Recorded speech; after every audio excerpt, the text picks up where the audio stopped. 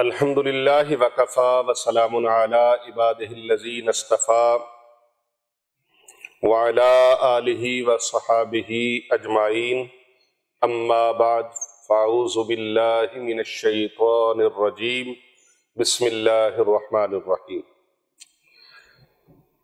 سب تعریفیں پروردگار عالم کے لیے جو کل کائنات کا پالنہار ہے۔ میں گواہی دیتا ہوں کہ اللہ کے سوا کوئی عبادت کے لائق نہیں۔ حضرت محمد مصطفیٰ صلی اللہ علیہ وآلہ وسلم اللہ کے آخری نبی اور اس کے سچے رسول ہیں۔ اللہ تعالیٰ کے پیارے حبیب صلی اللہ علیہ وآلہ وسلم کی بارگاہ اقدس میں لاکھوں کروڑوں اربوں خربوں درود و سلام ہوں آپ کی آل اطہار پر، آپ کے جانثار صحابہ کرام علیہم رضوان پر، اور اللہ تعالیٰ کی لا تعداد انگنت رحمتیں ہوں اللہ تعالیٰ کے نیک بندوں پر، آمین ثم آمین۔ معزز خواتین و حضرات، سامعین گرامی، ناظرین کرام، اور پیارے آقا صلی اللہ علیہ وآلہ وسلم کی پوری امت کو میری طرف سے السلام علیکم ورحمۃ اللہ وبرکاتہ۔ وعلیکم السلام ورحمۃ اللہ۔ اللہ کا مہمان، نعمت رمضان، یہ آپ پروگرام دیکھ رہے ہیں ہمارا روزانہ کی بنیاد پر، اور ماشاءاللہ بہت خوش نصیب ہیں آپ جو استقامت کے ساتھ، ثابت قدمی کے ساتھ رمضان المبارک کے روزے بھی رکھ رہے ہیں، بہاریں بھی لوٹ رہے ہیں، نماز تراویح بھی، اس کے فیض و برکات بھی حاصل کر رہے ہیں، صلاۃ و تسبیح پڑھ رہے ہیں، اور الحمدللہ اس کے ساتھ ساتھ عبادات اور رمضان کریم کے اذکار اور اس کے فضائل اور مسائل بھی سیکھ رہے ہیں۔ اللہ سبحانہ و تعالیٰ سے دعا ہے اللہ رب العزت ایک ایک لمحہ آپ کا قبول و منظور فرمائے۔ آج رمضان المبارک کے چھٹے دن کا یہ عمل آپ کی خدمت میں پیش کرنے جا رہا ہوں، چھٹے روزے کا عمل۔ چھٹے روزے کا عمل، اس کے ساتھ ساتھ ایک سوال آیا ہے، وہ سوال میں آپ کی خدمت میں پیش کرنا چاہوں گا۔ کسی صاحب نے سوال پوچھا ہے کہ رمضان المبارک کے روزے میں جب ہوں تو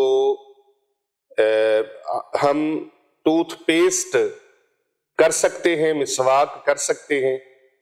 تو ٹوتھ پیسٹ اور مسواک کا چونکہ مطلب تو ایک ہی ہے کہ دانتوں کو صاف کیا جائے، منہ کو صاف کیا جائے، نہیں بھی، اس میں ایک فرق ہے، بنیادی فرق ہے۔ جو مسواک کرنا ہے وہ سنت رسول اکرم صلی اللہ علیہ وآلہ وسلم ہے۔ آپ روزے کی حالت میں مسواک کر سکتے ہیں، لیکن ٹوتھ پیسٹ جو ہے وہ نہیں کر سکتے، کیونکہ ٹوتھ پیسٹ کا جو ذائقہ ہے وہ حلق کے نیچے اتر جاتا ہے اور منہ کے اندر بھی فیل ہوتا ہے، لہٰذا وہ جو ٹوتھ پیسٹ ہے وہ کرنے سے آپ کا روزہ جاتا رہے گا۔ مسواک کریں، وہ سنت ہے، لیکن ٹوتھ پیسٹ کا استعمال جائز نہیں ہے۔ اسی طرح ایک سوال اور پوچھا گیا ہے کہ روزے کی حالت میں ہم انجیکشن یا ڈرپ لگوا سکتے ہیں؟ جی ہاں، انجیکشن، ڈرپ یا کوئی اور چیز جو غذا یا دوا میں شامل ہو اور دماغ یا معدے تک اثر انداز ہو، اس کے استعمال سے روزہ ٹوٹ جائے گا۔ اگر شدید بیمار ہے تو اسے ویسے ہی روزہ نہ رکھنے کی اجازت اللہ تبارک و تعالیٰ نے مریض کو رخصت عطا فرمائی ہے، بلکہ حکم ہے وہ لازمی طور پر روزے سے روزہ نہ رکھے، اور جس ایسی حالت، ایسی بیماری جس میں بیماری کے بڑھ جانے کا خدشہ ہو، بیماری کے بڑھ جانے کا خدشہ ہو، بھوک نہیں، بھوک تو لگتی ہے، کمزوری بھی محسوس ہوتی ہے، اور روزے کی حالت میں بڑے بڑے پہلوان اور بڑے بڑے تگڑے بندے ہٹے کٹے جو ہوتے ہیں وہ بھی روزے کی حالت میں جب عصر کا وقت ہوتا ہے تو مرجھا رہے ہوتے ہیں، لیکن معالج اور ڈاکٹر جس کو کہے کہ یہ بیماری بڑھنے کا خدشہ ہے اور یہ بیماری موت تک لے جائے گی، تو ایسی بیماری ہو جیسے کہ بندہ صاحب فراش ہے اور بستر مرگ پہ پڑا ہے، اس کی بیماری کم ہونے کا نام نہیں لے رہی، تو ایسے کے لیے رخصت ہے۔ آج جس کو بلڈ پریشر ہے یا شوگر ہے، تو بعض ہمارے جدید ڈاکٹرز حضرات ایسے بعض میں کہہ رہا ہوں، سارے نہیں کہہ رہا، وہ ایسے لوگوں کو رخصت دے دیتے ہیں کہ آپ کے بلڈ پریشر کے بڑھنے کا کم ہونے کا خدشہ ہے یا شوگر کے کم ہونے بڑھنے کا خدشہ ہے. یہ شوگر اور بلڈ پریشر جو ہے یہ کوئی مستقل بیماری نہیں ہے، یہ ہمارا لائف سٹائل ہے. اور اگر ہم چاہیں تو اپنے لائف سٹائل کو، ہماری غفلت اور سستی کے نتیجے میں شوگر اور بلڈ پریشر ہمارے اوپر ہیوی رہتے ہیں. اگر ہم اپنی سستی کو چھوڑ دیں اور غفلت کو چھوڑ دیں تو بلڈ پریشر سے اور شوگر سے ہمیں نجات بھی مل سکتی ہے، ریلیف بھی مل سکتا ہے. تو یاد رکھیں، ایسی بیماری جس کی شدت سے جان جانے کا خوف ہو تو پھر روزہ رکھنے کی رخصت ہے، روزہ نہ رکھا جائے. تو وہ اگر صحت کے دنوں میں روزہ اللہ تعالیٰ صحت عطا فرما دے تو روزے کی قضا کر لے اور اس کے ساتھ ساتھ روزے کا فدیہ بھی ادا کر دے تو اللہ تبارک و تعالیٰ اس پر رحم فرما دے گا، کرم فرما دے گا. بہرحال بتانے کا مقصد یہ ہے کہ آپ ٹوتھ پیسٹ استعمال نہ کریں، اور اسی طرح آپ روزے کی حالت میں جو بتایا گیا ہے کہ انجیکشن، تو جب انجیکشن کا آپ کو پتا ہے کہ بیماری اس حد تک بڑی ہوئی ہے تو آپ کو روزہ رکھنے میں اللہ تعالیٰ نے رخصت عطا فرمائی ہے جیسے مسافر کو ہے. لیکن آج کل تو وہ سفر بھی نہیں رہا کہ پیدل چل کے جانا ہے میلوں میل. آج کل تو میلوں میل کا جو سفر ہے وہ گھنٹوں میں طے ہوتا ہے، گھنٹوں میں. یعنی یہاں سے لاہور سے اسلام آباد جانا ہے تو 4 سے 4.5 گھنٹے لگتے ہیں موٹر وے پہ جائیں تو سفر کتنا آسان ہو گیا ہے. لہٰذا اگر کوئی رکھ سکتا ہے تو وہ رکھے، اور نہیں رکھ سکتا تو اس کے لیے جبر سختی نہیں ہے. اور ایک سوال آیا ہے کہ کیا قے آنے سے، ومٹنگ ہونے سے روزہ ٹوٹ جاتا ہے؟ تو قے آنے سے روزہ نہیں ٹوٹتا، خواہ کم ہو یا زیادہ. لیکن اگر خود اپنے فعل اور کوشش سے ارادتاً قصداً قے کی جائے اور منہ بھر کر ہو تو روزہ ٹوٹ جاتا ہے، اور اگر کم ہو تو نہیں ٹوٹے گا.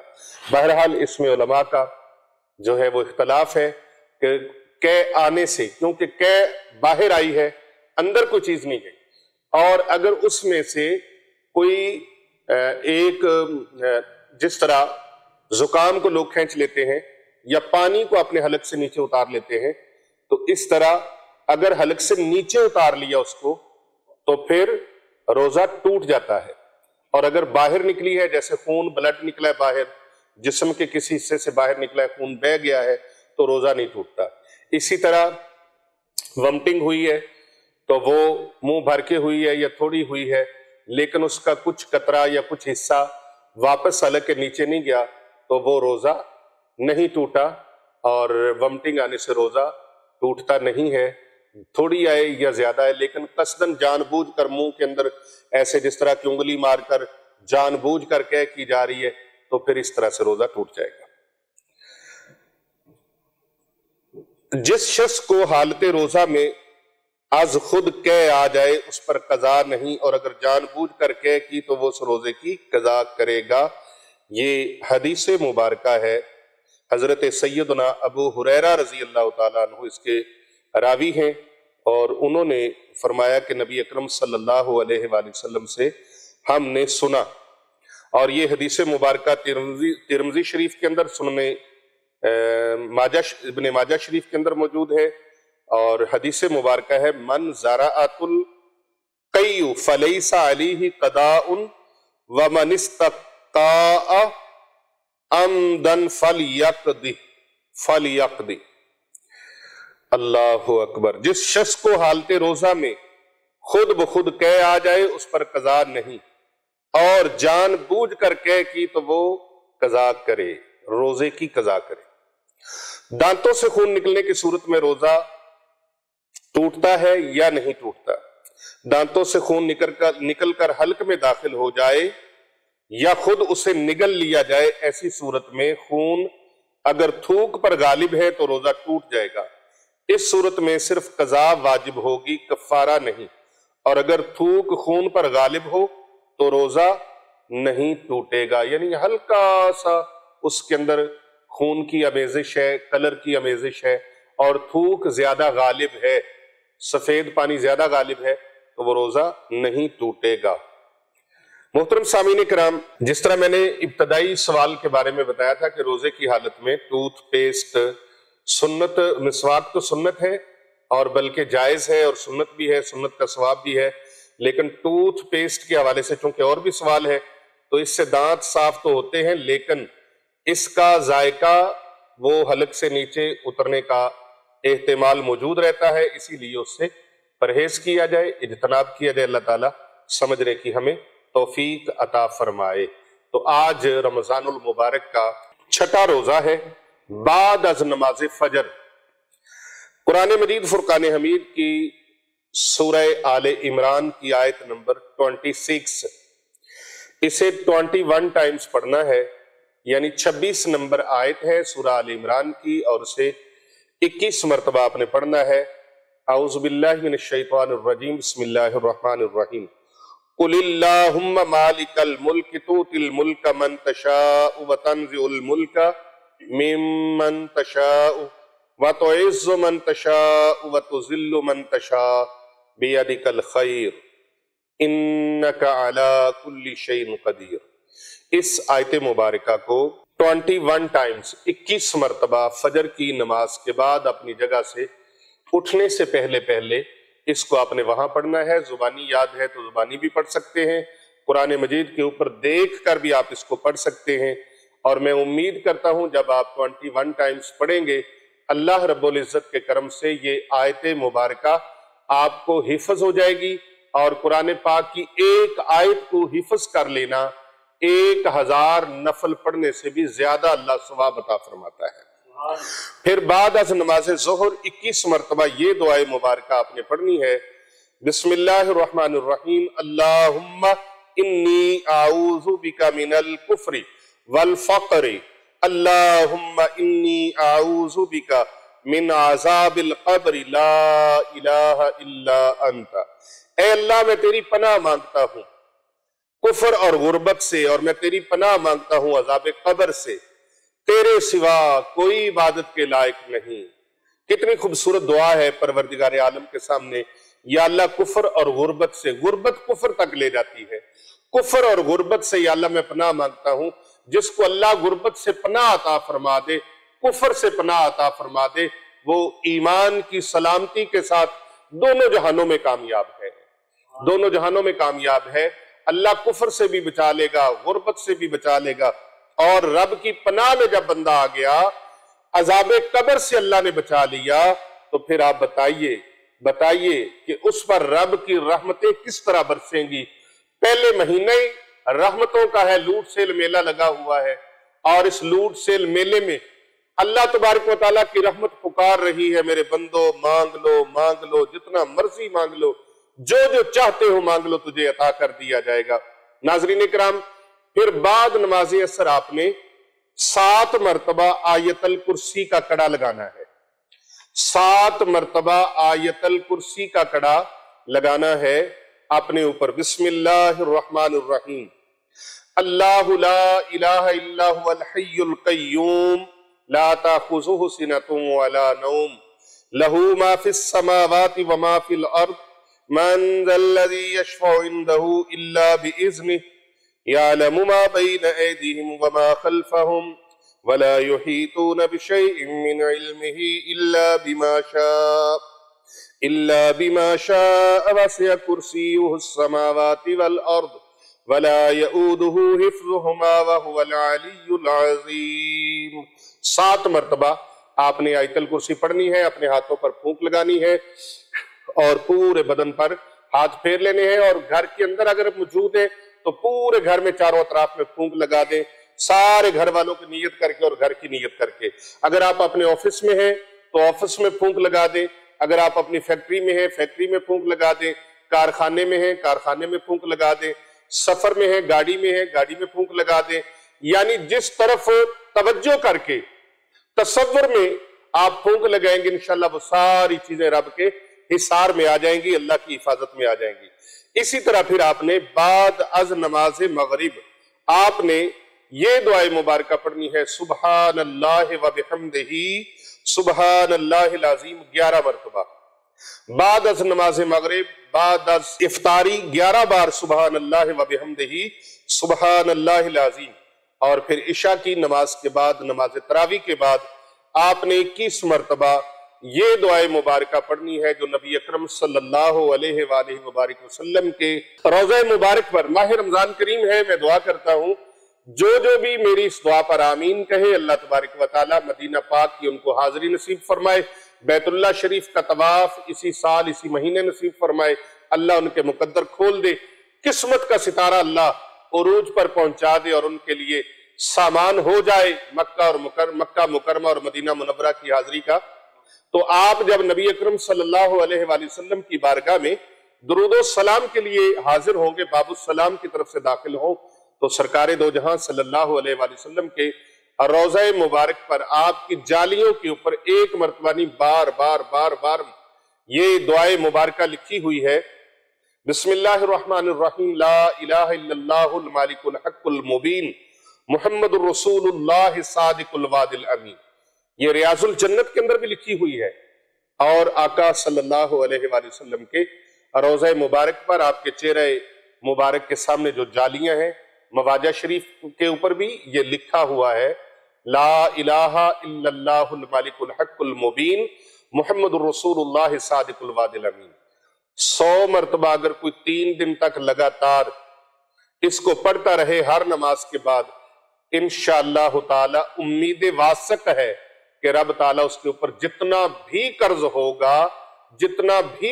ہوگا وہ قرض میں بے شک ڈوبا ہوا ہو، پہاڑ کے برابر اس کے اوپر قرض ہو، اللہ رب العزت اس کو اس قرض سے نجات عطا فرما دے گا. یہ چھٹے رمضان المبارک کا خاص الخاص عمل تھا جو میں نے آپ کی خدمت میں پیش کیا. رمضان کریم کا جو کوئی روزہ رکھتا ہے اس کے لیے جب سحری کے لیے اٹھتا ہے نا تو اپنا جوتا سیدھا کرتا ہے نا، بستر سے اٹھتا ہے تو وہ بستر بھی اس کے لیے دعا کرتا ہے. روزے دار سحری کے لیے تیاری کے لیے اٹھتا ہے، جوتا پہنتا ہے، وہ جوتا اس کے لیے دعا کرتا ہے. لباس اپنا ٹھیک کرتا ہے، لباس پہنتا ہے، لباس اس کے لیے دعا کرتا ہے. وضو کے لیے جاتا ہے تو وضو کے لیے جو برتن جو ٹوٹی استعمال کرتا ہے وہ وضو خانے کا پانی تک اس کے لیے دعا کرتا ہے. اور جب وہ کھانا کھانے لگتا ہے سحری کا تو سحری کا ایک ایک نوالا اس کے لیے دعا کرتا ہے. اور پھر جب وہ سحری کھا کے فارغ ہوتا ہے نماز کے لیے چلتا ہے اس کا ایک ایک قدم اس کے لیے دعا کرتا ہے. جب وہ مسجد میں داخل ہوتا ہے تو مسجد اس کے لیے دعا کرتی ہے. جب وہ تکبیر تحریمہ کہنے کے لیے نیت باندھتا ہے اور قبلہ کی طرف منہ کرتا ہے تو اس کے لیے بیت اللہ شریف دعا کرتا ہے. اور اللہ سبحانہ و تعالی کا وہ بندہ جب نماز پڑھ کے فارغ ہوتا ہے اللہ اس کے گناہوں کو معاف فرما دیتا ہے. جب وہ گھر آ کے سوتا ہے وہ سو رہا ہوتا ہے تو کائنات کی ہر چیز اس کے لیے دعائے مغفرت کر رہی ہوتی ہے، یہاں تک کہ سمندر کی مچھلیاں بھی اس کے لیے دعائے مغفرت کرتی ہیں. کتنی خوبصورتی ہے رمضان المبارک کی ان بہاروں میں. یہ نیکیوں کا موسم بہار ہے. ایک ایک عمل کا ثواب اللہ تبارک و تعالی 70 گنا بڑھا دیتا ہے، بلکہ حدیث مبارکہ میں آتا ہے کہ 700 گنا تک اللہ تعالی رمضان کریم میں ہر نیک عمل کا اجر بڑھا دیتا ہے.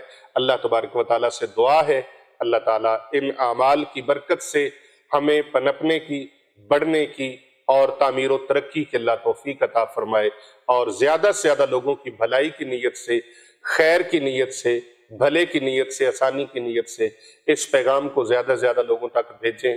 ہمارے چینل کو سبسکرائب کریں اور دوسرے لوگوں سے سبسکرائب کرواتے رہیں. اس ویڈیو کو زیادہ سے زیادہ لوگوں تک پھیلائیں تاکہ کربلا ہو بلا ہوتا ہے بھلے کا بھلا.